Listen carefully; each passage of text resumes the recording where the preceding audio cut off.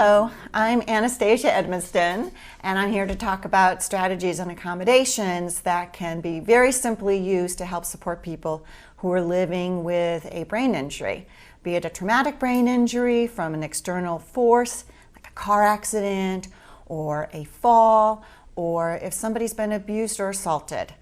And then there's another type of brain injury we often refer to as acquired brain injury, and that can happen to somebody they've had a stroke or they've had an aneurysm or they've lost oxygen to their brain, and there's a number of ways that can happen. It can happen from a heart attack, so oxygen is cut off from the brain during the attack. It can happen when somebody has survived an overdose of drugs. Specifically, we in the brain injury community are seeing this among folks who have survived an opiate overdose or overdoses. So acquired brain injury and traumatic brain injury may have different causes, but they often have similar consequences. So this video is going to talk about how can you support people. You don't have to do a full neuropsychological evaluation to understand that these universal supports can help people living with really any kind of cognitive thinking and often behavioral issues related to a brain injury of any kind. So I'm, again, Anastasia Edmiston, and I am a rehabilitation counselor, and I've worked in the field of brain injury rehabilitation and brain injury services for 35 years or so. So this is what I picked up over that period of time. So some of the strategies that I'm going to cover today, and this by no means is a complete list of strategies, but I like to think of them as ways of supporting people across their thinking ability. So many folks living with brain injury will have problems with their frontal lobe functioning.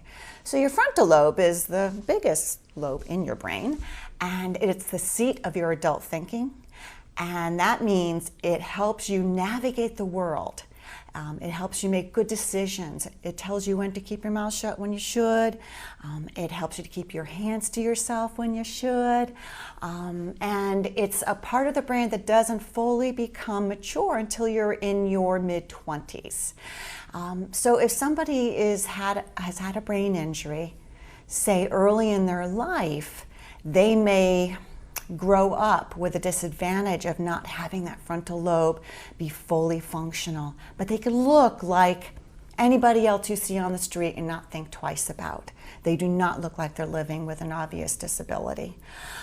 So folks living with brain injury with disabilities related to their executive functioning, and that is the part of our cognitive toolkit that resides in our frontal lobe.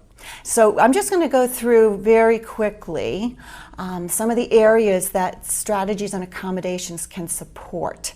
And I mentioned that frontal lobe at the onset because that is really the most vulnerable part of your brain. And if you have any injury to that part of your brain, be it from a lack of oxygen, be it from a blow to your head, shaken baby, shaken adult, whatever it is, that very large part of your brain could be damaged, and you might have some issues that lead you to difficulty navigating the world. So let's talk about memory, because that is probably the most common recognized for people living with brain injury. They may not be aware of every issue they're having, but memory is very commonly a problem that people will talk about. You know, I go into my room and I think I'm gonna do something and I get there and I don't know what I went there for. So memory, attention, which is related, so our ability to focus and really pay attention and take in what we're seeing or what we're hearing or what we're reading, the ability to take it in with our attention and concentration and then hang on to it, that's all part of that memory loop. And if we're not able to take in information, make good sense of it, and then respond to it, either in the moment or later on, that really puts us at a disadvantage. It makes it difficult to interact with people. It makes it difficult to organize ourselves. It makes it difficult for us to initiate. So, for example, if somebody has difficulty organizing themselves on the job, they may be able to do the first task that they've been assigned, and then they sit down. And that looks like they're lazy or not motivated, when in fact, they don't have the ability to keep in their mind what was that second step that their supervisor told them to do. And instead of the supervisor saying to themselves, well, I guess he's living with a brain injury, let me put in some strategies and accommodations, that supervisor may say, lazy worker, not motivated, and the person who, many people living with brain injuries don't recognize that the trouble they're having is related to a very long ago brain injury. And so they end up getting mad at the supervisor for riding on them. And so you have somebody who may just quit their job or get fired. So the other thing I want to mention, and there's quite a few on this list, but I want to hit the major ones that really translate to behavioral issues and relationship issues and functional issues, and that is inflexibility. So this is related to that frontal lobe impairment that I mentioned earlier.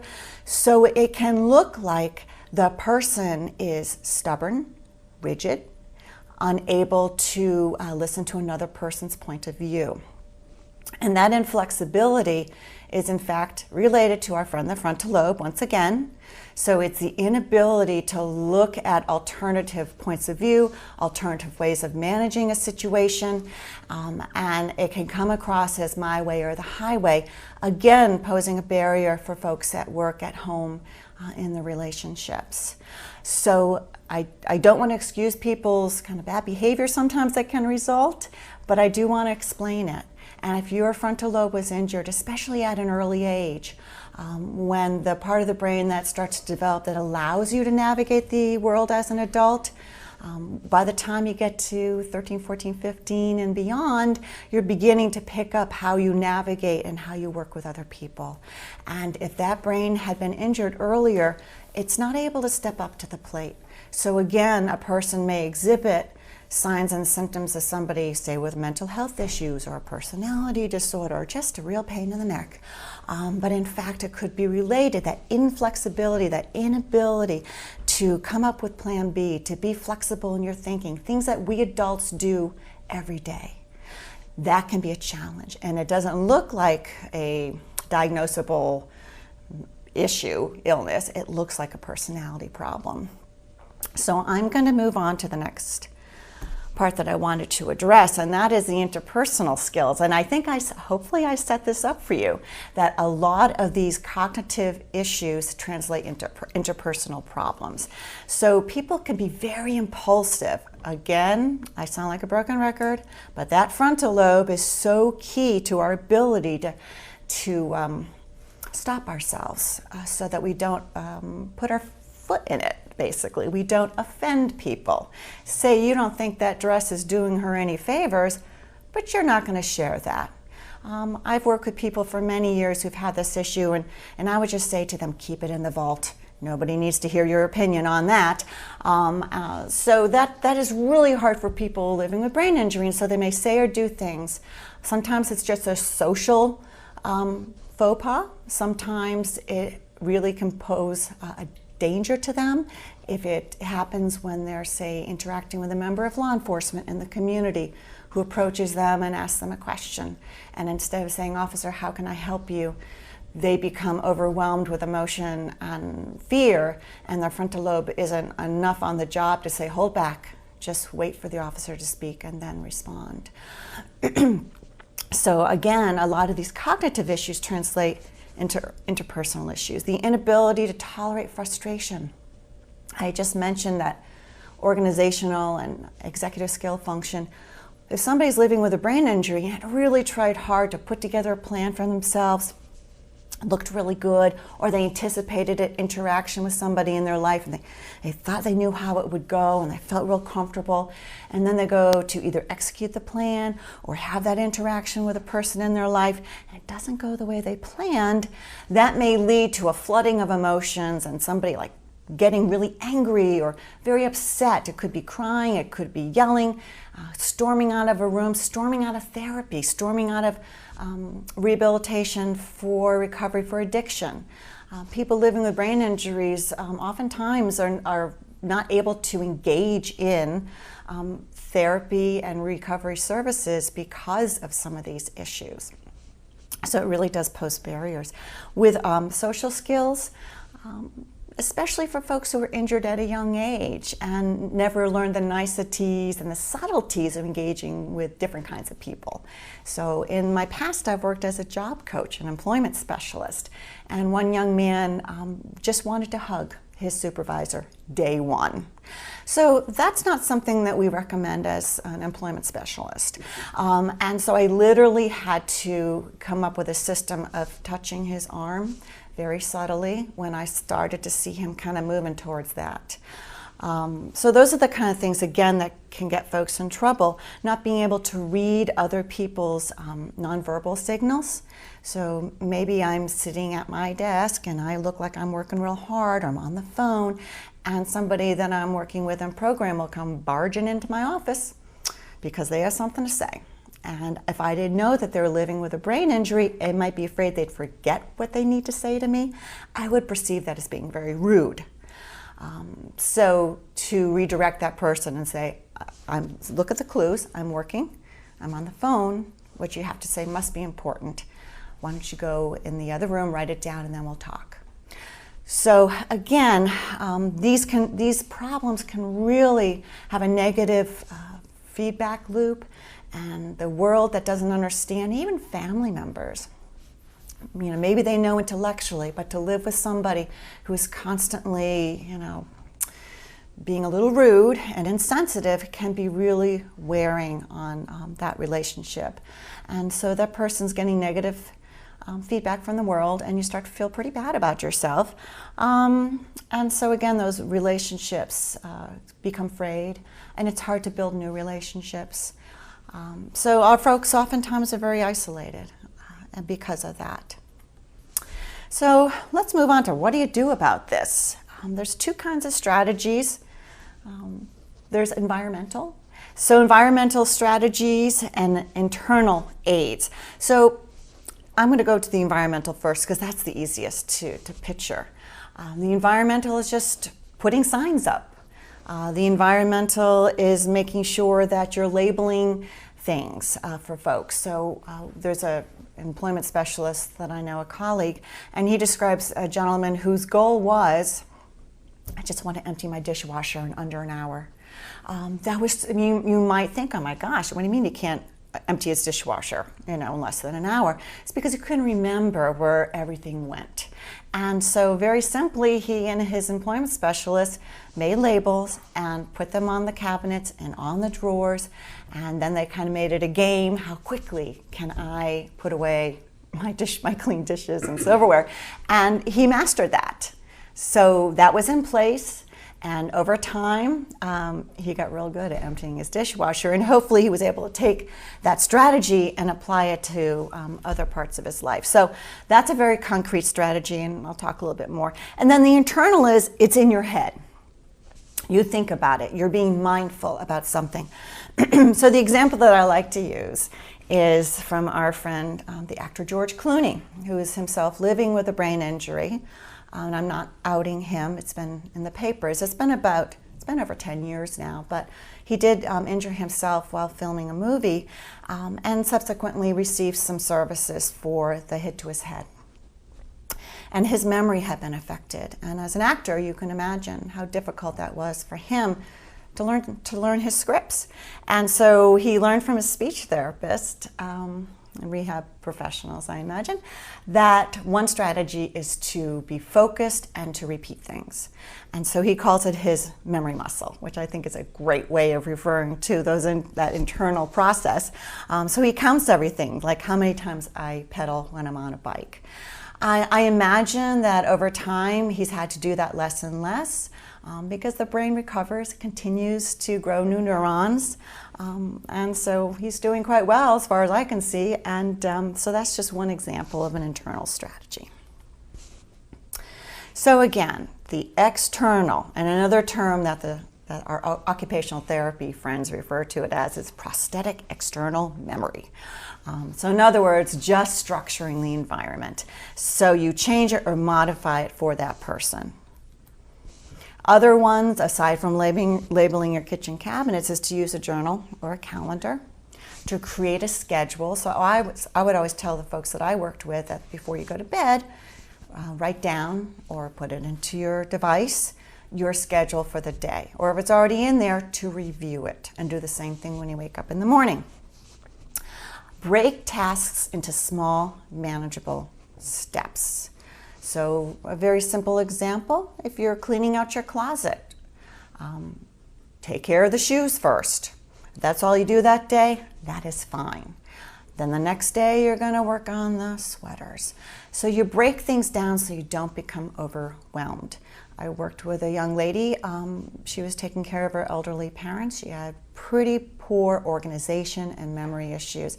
We created a blueprint of her brownstone where she lived in Brooklyn, New York, and we had a rotation of what rooms she was going to take care of for each day of the week.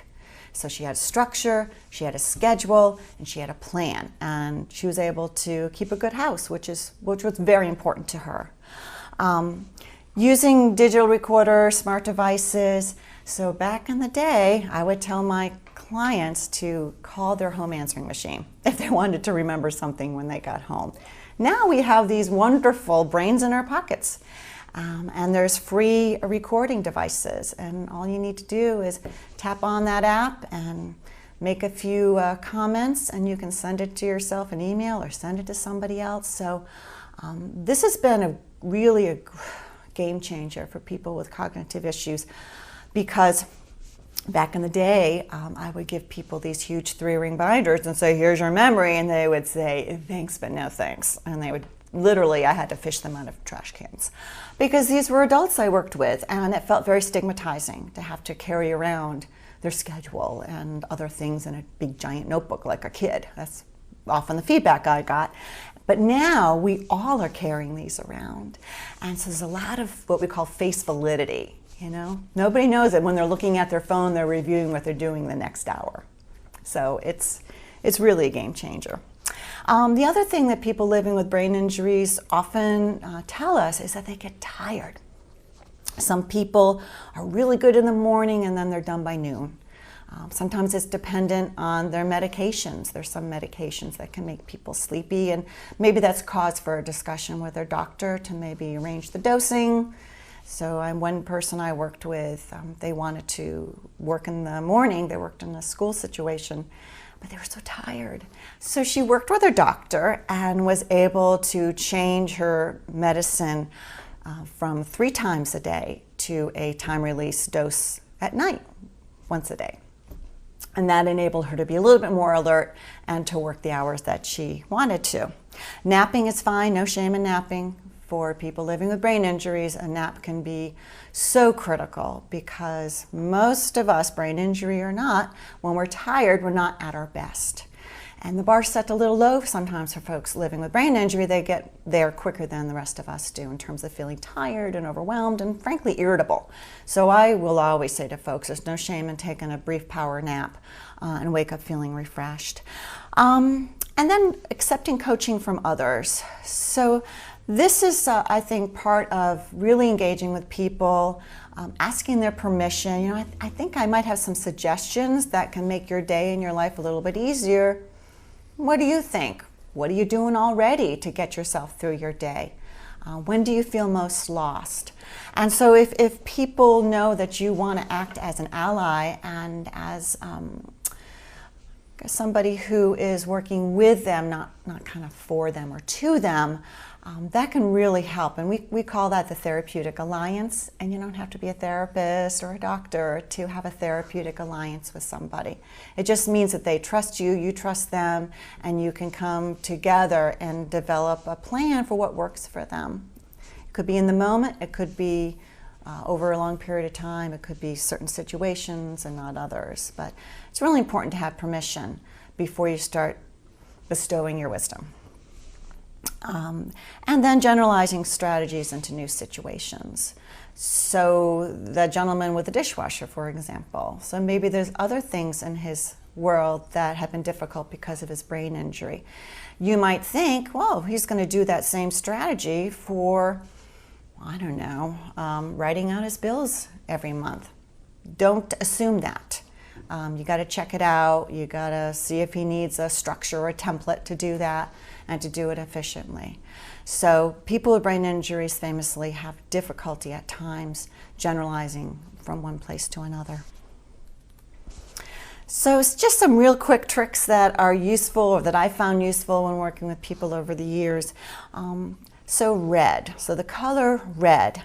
Obviously our stop signs are red, and there's a reason for that. It's a color the eye is drawn to. So if somebody is living with visual impairment secondary to their brain injury, some folks have what we call a neglect, so they might not see out of one part of their visual field. Simple, cheap trick is to get an index card, mark one edge of it in a red marker, and then ask that person, try pulling that red across the page. Pull it all the way to the left if you're having trouble reading, and then as you read the sentence, you're just going to push that red line. It's really so easy, and I've worked with so many people who have found that so helpful. And over time, and so I'm going to talk about internal strategies a little bit more in a few minutes, but over time, for example, one man who had this issue with reading was able to eventually, it was tattered and pretty worn by the end, but he's like, I don't need this anymore, Stacia, and he threw it away. He had learned internally that I need to turn my head to make sure I take in the full visual field. Alarms. So we used to, back in the day, have to use these very complicated watches, which I never was able to master myself, but now we have phones. Again, one more way that technology helps support people living with brain injuries.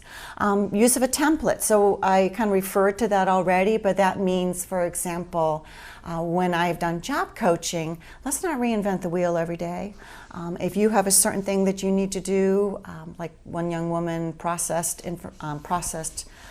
instruments coming in from emergency rooms and operating rooms at a major medical center. And each of the origins of the instruments had a different procedure to go through, central sterile, which is where she worked. So we created a notebook. And so if it came in from the orthopedic surgery, then it had a certain order that she had to process those instruments. And when she left that job, her supervisor said, can I make a copy of this so I can train the next employee? So it's really not just for people living with brain injuries. We all can benefit from this, so we can free up our brains to do new and novel things and not get bogged down in routines. Earplugs are really helpful because a lot of us work in cubicles, or we have office mates who are on the phone. So for people living with brain injuries, that can even be more distracting to work in that kind of setting. So earplugs are really, really useful. Partitions at work and at home, a quiet space to kind of regroup, all those can be valuable. And then again, modeling, it's part of reinforcing the template. So as we put together for that young woman the routines for processing the operating room equipment, we modeled it, and then she took it over and was able to master it. So I mentioned that red-lined index card. It also helps with attention and concentration because, again, it helps give people a point of focus. So it has multiple uses. I can't say enough good things about the color red. It can be used as a reading guide, and then another thing people can do, you grab a manila folder. You take your scissors or an X-Acto knife, if you got it, and you create a window in that folder of maybe 1/4 of an inch by 8 to 12 inches. It's a window, and they can put the text, they can put it over the page, and they pull it through. So they read one line at a time. They don't get distracted. It really helps focus concentration. And then for people, especially folks who've had a stroke, they may have paralysis on one side of their body, not able to use their arm functionally. What if that was their dominant side? So they may have difficulty even eating a bowl of cereal so with one arm. And so to use something called DICEM, which is our occupational therapist, that's one of their favorite things. It's something you can get on the internet at this point in time. It's basically a yoga mat for your kitchen table, and you can put a piece of paper down if you're doing some writing or if you're eating and you don't want your plate to go flying off on you. So all these things can really help folks, just day-to-day basic stuff. Using pictures, that's also very useful, and now we have these cameras in our phones. So things like, I'm going to the mall and I get lost in the mall. I park and I swear to myself, I know where I'm going to go.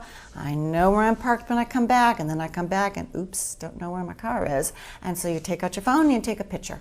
I used to tell people to write it on their hands, C4 West. Now they could just take a picture and refer to that and not get lost and frustrated, angry, and upset by the time the security guard comes over and asks what's wrong. Using a timer to track breaks at work. Time management is a pretty common problem with folks living with brain injury. So to be able to track their breaks, again, will help make them better employees and not tick off their coworkers who think they're gaming the system by taking that 25-minute break when really there's only 15 minutes. The other thing, you might not be familiar with this term, it's a time minimum technique. So oftentimes that impulsivity that I mentioned earlier can cause people to make careless errors. Even though they're very familiar with the material, they're really bright, they know the answer, but they don't take their time, and so they make careless errors. This can really affect people if they go back to school, mastering a new task, trying to get through something.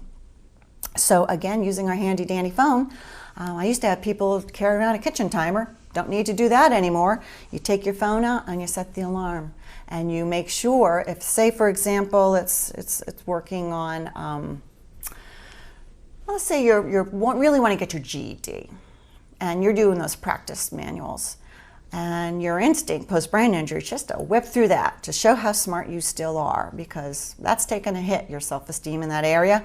But you find you're making a lot of errors on those tests. So what you might want to do is set your alarm on your phone for 10 minutes, and you're not going to take that pencil off that worksheet until that alarm goes off. So again, that helps you focus, be mindful.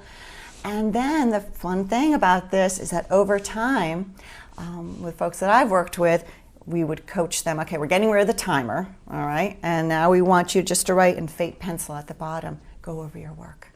And then eventually it's internal, and they're able to do that on their own.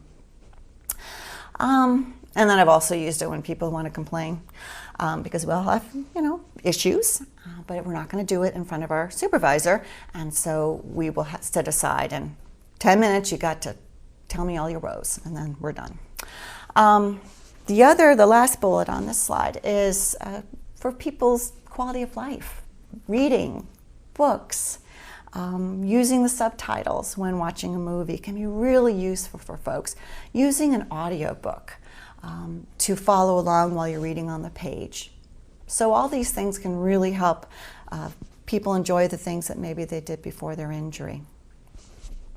This is just a mnemonic that Dr. Rick Parente and his colleague Douglas Herman included in their book, Retraining Cognition, Techniques and Applications. And it's been around for a while, but these lessons still hold. Some people really do well with what's called a mnemonic. So it's goal, and then each letter stands for something. So I'm not going to go too much into detail because it's pretty self-explanatory, but some people I've worked with, this really helps anchor the important part of kind of setting up their day and reviewing their goals. Other strategies recommended from Prente and Herman include consistency. Don't be running around looking for your keys every day. Have a place for your keys. You come in the door, you put your keys in there. Things that are used together, keep them physically close. So for example, in my kitchen, I keep my immersion blender and my food processor and my other blender in the same cabinet. So I know where they are and to think twice about it. Put things in distinct locations. So I'm not going to put my mail in my closet with my coats. So keep things separate, group them. And then put things where you need them. So cooking utensils near the stove. So you might want to have a little rack where you put, talking about my own kitchen here, but I have a rack where I have my spoon and my stirrers, and they're all hanging there right by the stove where I use them. So I'm not running around saying, which drawer is that in? So by structuring your environment, you will free up your brain space to focus on maybe acquiring new skills, to have new experiences, and it will free up your focus so that you can open yourself up and be less frustrated. So I think it's a win-win for your family, so they're not always talking you off the ledge, and for you to develop some competencies. So now I'm going to talk a little bit more about what Mr. Clooney said, and that is the internal strategies. So those are the ones that are in your head. So other things around internal strategies could include visualization for faces, a route, a room, where things are in your house. Be mindful. So I famously will just throw my keys hither and yon in my purse. So I have learned to practice what I preach and say, as I'm putting my keys, I'm putting that in the front pocket. I actually say that to myself, and it's amazing how that does stick. So I automatically reach for my keys in the front pocket of my purse without having to root around when I need my keys. Applying new information to old information. So meeting somebody for the first time, and this can be any of us. You don't have to be living with a brain injury to have some shallow new memory issues, especially as we age. So you meet a Nancy, and you're like, am I going to remember this in this big group of people? Then, boy, one of your best friends in high school was Nancy. So you just take a little mental picture of the new Nancy, and hopefully you will remember when you see her again, at the bar or wherever. Subvocalization. So this is an excellent strategy, and I know teachers recommend kids do it as well when they're learning how to read. But just say the text to yourself very, very softly to reinforce what you are reading or what you're hearing. And if you're doing that with somebody who doesn't know you, you might say, I just want to give you a heads up. It's really helpful for me to repeat information back to myself. So I'm not having a conversation with just nobody. I'm just helping myself remember that your name is Nancy. Practice, practice, practice. The people I used to work with in an outpatient program would just roll their eyes at me because I would say, you just got to reinforce it, you got to review it, you got to repeat it. But it works. It's called procedural learning. And I've already alluded to this, but the cool thing about environmental strategies is that they so often will become absorbed, become second nature, and become internal strategies. One thing, if you're working with individuals that you might want to try is we would do groups where people would actually get up and give a speech to their peers, and they would start the process by writing it down. And again, that impulsivity I mentioned earlier, if they just wrote it down and then went up and delivered the speech, chances are they'd talk so fast. If they were somebody with a frontal lobe issue that impacted their ability to be measured and to be calm and take things at a good pace, nobody would understand what they were saying. Nobody could get a word in edgewise. And so we would put red hash marks in the text. Some pushback, well, that's stupid. Why would I do that, Stacia? Well, it's going to cue you to take a breath at the end of that sentence or two. And that will allow you an opportunity to look at the audience, see if they're with you, see if anybody has a question. And again, over time, hopefully that translates to situations where you can't stand there with a piece of paper with hash marks. I'm meeting somebody after my nephew's baptism. I want to make sure that I don't monopolize the conversation and potentially embarrass myself or be seen as a rude, obnoxious person. So I am going to take a breath, and I'm going to see those red marks in my brain, and I'm going to take that breath and let that person ask me a question. So again, it can all transfer to those internal strategies. Some of the strategies that could help for physical barriers imposed by a brain injury, speaking for myself, I have trifocals to accommodate for my visual issues. Very common. People living with brain injuries, they may have a prism lens. So a prism lens is a really cool technique that eye doctors will use. Put on someone's lens, it looks like a diamond cut, and that helps them with double vision. I don't understand the science, but it really works. So that's a really good example of somebody using it's pretty simple actually, strategy to compensate for a physical barrier related to a brain injury. So I don't want to talk too much about the physical because a lot of those are pretty self-explanatory. People use canes, people use hearing aids. Those are all pretty common. I really want to focus more about how this can translate interpersonally. So oftentimes, even well-meaning professionals will say, oh my God, he's so narcissistic. All he does is talk about himself. Like, remember, this person's living with a brain injury. He may look so good, quote unquote, but it's really hard for him or her to kind of edit themselves in the moment.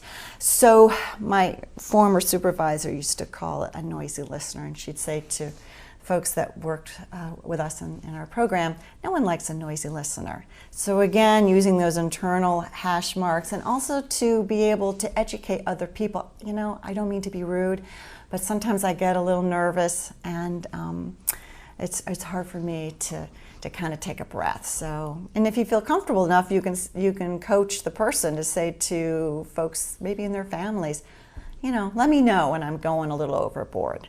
Other things that can be helpful are simple relaxation techniques. So taking in a breath over time, say 6 beats, breathe in slowly, you hold it for 6 beats, and then you let it out. And that really does calm down your nervous system. So that's doing it old school.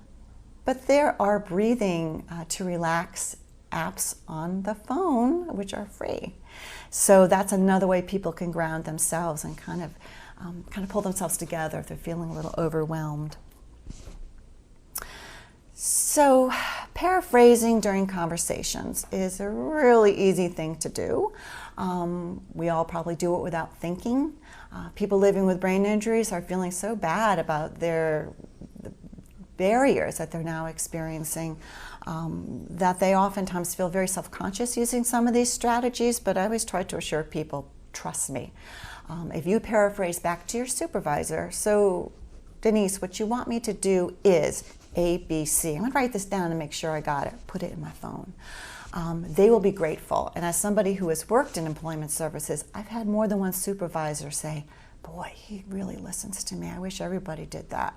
So it really can work in your favor, even though you feel a little awkward and self-conscious at first. And again, those breaks and pauses. And if you are somebody working with somebody who's living with a brain injury and you understand them to be having issues with listening and taking in new information, you yourself can use these strategies. Speak in short, simple phrases, and then rephrase what you're saying maybe more than one way. Just be mindful that chances are you're talking to a fellow adult, so you're not going to talk to them like they're 3. You're going to talk to them like an adult. Use your language, use your big adult words, but just break it down, slow it down, and check in to make sure that the person's following you. Other things that folks can do is jot down notes. Now, again, I should be getting some money from Apple, but you can put it in your phone and your notes, just that important information. Some people carry a little flip notebook that you can get at the drugstore for $50. And then when you're giving somebody instructions, if at all possible, do it verbally, in writing, and when, again, possible, model the task. So going back to the emptying the dishwasher situation, the employment specialist modeled it, so put the labels up and then showed the person, here I'm going through the silverware first. Put the silverware away. So this is a word that we don't care for. When people use it towards us, you're being inappropriate. There's nothing good about that. That says that I'm being rude, that says that this person is upset with me.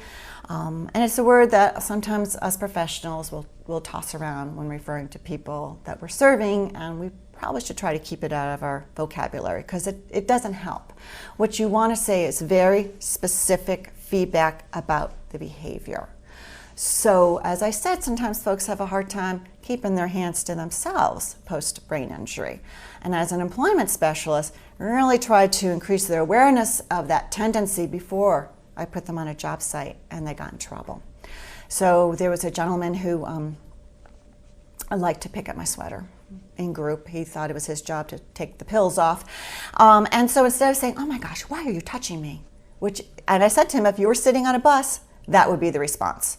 I said, that makes me uncomfortable. Why do you think that makes me uncomfortable? I'm wondering why you're doing that. And, really broke it down, and it really was he had a terrible frontal lobe injury, and he said, I know I shouldn't do it, but I can't help myself. And so we had to really go step by step. When the thought comes to mind, hold your hands in your lap. And he was able to internalize that eventually. Again, we're all adults here. Talk to people like they're adults. And again, ask permission. I notice sometimes you interrupt during group. Before we go into group this morning, can I give you a signal? What if I just wink at you, or I go like this, and that will let you know. And maybe the first time we run this strategy, maybe I sit next to you and I can just tap you on your elbow. And then eventually, hopefully, the person will catch themselves. So you got to be clear in your expectations. Give feedback immediately. So if somebody did something that was out of line, I wouldn't have a conversation a month later, a week later, a day later. I would do it in the moment. So a gentleman interrupted a group to say that he could see how many gray hairs I had in the light in the room. And the other women in the group were quite offended on my behalf, and I did a different spin on it because his goal was to initiate. His goal was to say 1 or 2 things per group. Now what he said was not appropriate. There's that word, not appropriate, but it wasn't consistent with the topic, which was employment. And so, we all had a good laugh, and he was embarrassed. I said, it's fine, because you said something. So that's the feedback sandwich. You said something, that's your goal, that is great. What you said, and here's the hummus in the sandwich, what you said really wasn't relevant to this discussion. It was kind of a personal question to me, and not really something the group is here to talk about. And then, you don't want to embarrass people, but I will be making that appointment with my salon. And then the other thing, the next part of the sandwich is, I am so glad you said something. I'm wondering if we could kind of have a do-over, and here's what we're talking about. Do you have something to say about this topic? So the feedback sandwich can be really powerful because you don't want to shame people. Again, we're working with adults, and they're not to be infantilized. They're not to be spoken down to. We have to get people positives wherever we can find them. It's so powerful. This is not always something that can be done easily depending on your setting, but if you are working with somebody in a program or in a residence, sometimes putting things in writing is really helpful. And I don't like to call it a contract because that kind of sounds punitive. I just call it agreement. This is our working agreement that you're not going to touch my sweater during group. Is that okay with you? That's fine with me, Stacia, and the sign on the dotted line. And then that is something that they have with them and they can refer to and update it as needed. So again, I cannot repeat enough.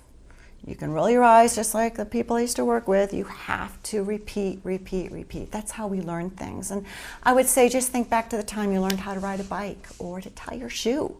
You had to practice it a few times, and it was so hard at first. But eventually you were able to internalize it. So it is called procedural learning for those who want to throw around the fancy neuropsychological term. But this is one strategy all of us use. We never probably think about it.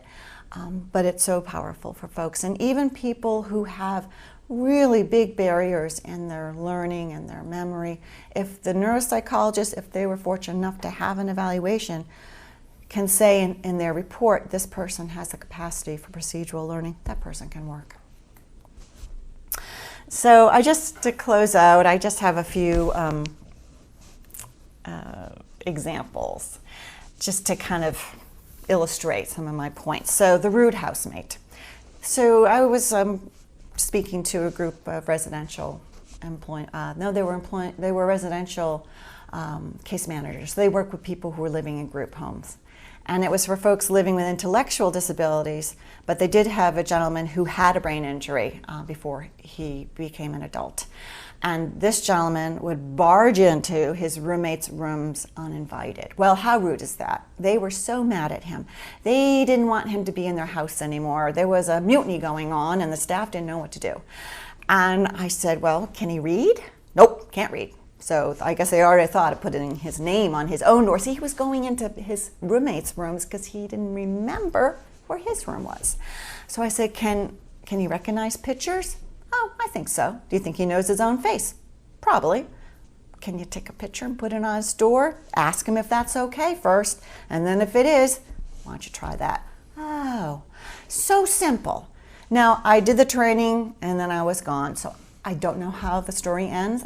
I'm trying to be optimistic. I hope it ended well for that gentleman, because that would make such a difference in his ability to maintain and maybe make new relationships among his housemates. The hasty accountant. So this is the story I talked about, the trying to pace yourself, the time minimum technique. This was a gentleman who used this technique, and believe me, he wasn't happy about it. He was so bright. His math skills were off the charts. We had a special educator on staff who was able to assess him, and but the occupational therapist and everybody else is like, but he makes all these mistakes. He wants to go back to school. He wants to be a bookkeeper. There's no way, Stacia, he can do this. And I'm thinking, but I'm testing.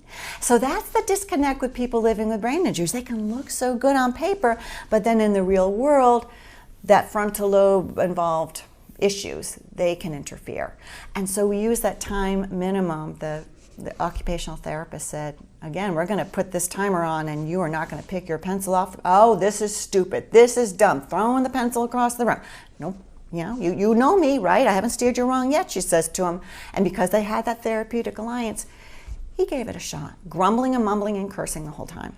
But eventually he was able to internalize that strategy. His accuracy on his work was perfect, and he went back and got his AA degree and is now working. So, and this is a gentleman who had a pretty significant brain injury. Lobster toast. I'm going to skip over the appropriate young man because I've already told you about the pills. That was the gentleman I was thinking of. The lobster toast. This is a pretty illustrative story of the rigidity and flexibility that some people can have after brain injury. So I started a new job, employment specialist, and a cohort had just left the program, a group of individuals, and had gone to work. And my job, first thing I was going to do, first week, was to call and see how people were doing on the job. So this one individual in particular, I was given his chart, and my supervisor said to me, yeah, he's working at a law firm and he's doing some administrative stuff, and he lives in an apartment over a Chinese restaurant, and he gets the same lobster toast for dinner at this restaurant every day. Looking at that through a brain injury informed lens, I'm like, he's really rigid. He's inflexible. He likes his routine. Maybe he's got some memory issues. Good to know. So I call his supervisor. "Hi, I'm Stacia. I'm following up, see how John's doing." "Oh, we're going to fire him," he says to me. I'm like, "What? First day on the job?" Because, it's all about me. But then I pulled myself together and I said, thinking about the lobster toast, I said, "Well, why don't you tell me about what's going on?" And so he said, "Well, we give him work to do. He's got a station. He's supposed to staple, collate, copy." And I said, "Well, who's giving him these tasks?" "Oh, and this is a huge law firm in Manhattan. Oh, the lawyers, the secretaries, the paralegals." And so I envisioned this young man just being overwhelmed by piles of paper and verbal instructions that he could not keep on top of. And what he was doing and why he was at risk of losing his job was he was starting to curse at people as they came at him with work. And so I said, "Can one person kind of put this work in order of importance for him? Kind of put it in order." He said, "Well, we'll try that." Let's call back a week later. "How's he doing?" "Oh, he's fine."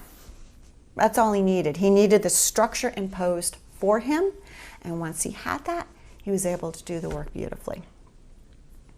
Awkward social scenes. So I cannot tell you how many times I have been asked if I'm pregnant when I have not been pregnant. Usually it was right after I had a baby and had gone back to work, and at a gathering of family and participants of the program, a young man said quite loudly, "When's your baby due?" And I said, "Well, I just had one, and I also happen to have a plate full of cookies." And he's like, "Well, girl, put down those cookies. You're just getting fatter." And because I knew that this young man was living with a serious brain injury, I did not get upset.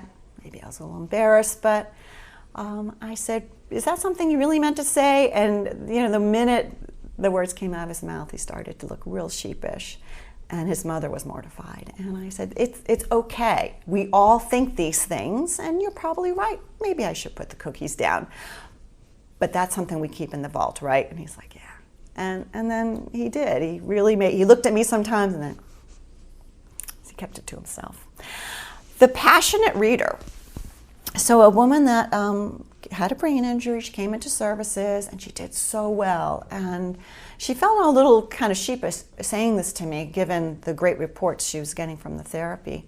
She said, "Stacia, I love to read." And I'm like, "Yeah, great, so do I. What's the issue?" She said, "My mind's eye is gone." And I had to think about that for a minute. She was like, "I can read it, I'm mostly remembering it, but I don't have the pictures of what I'm reading in my mind. And it makes it less joyful for me to read." And so I put my head together with my supervisor, and we thought, well, why don't we give her pictures? It may feel artificial, but it's a start. So we suggested that she take a short book that a movie's been made out of. We used fried green tomatoes because it's a very short novel. And the movie was out and could be gotten from the back then video store. And so she did that. She rented the movie, she watched the movie, then she read the book. And she said that really, really helped. So that's just a really simple way to help folks and do something that's part of their life, quality of life.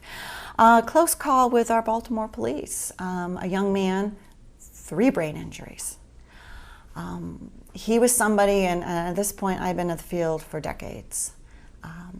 And I knew what was going on with him. Multiple injuries at a young age.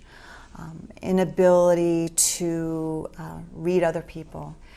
Inability to convey his own feelings non-verbally. And so what he did was he gave you a hard stare, no matter what you were saying to him. And when someone gives you a hard stare, even though intellectually you know they don't mean you any harm, it can still generate some anxiety. Even me in the field for so many years, I had to tell myself, this is part of his disability. So he was working with a support person in his home in the neighborhood. He was actually in front of his aunt's house, who was next door to him. And this is, in a neighborhood in Baltimore City. And there was a police helicopter overhead. And most of us would go, wonder who they're looking for. And just kind of be on, just be kind of forewarned.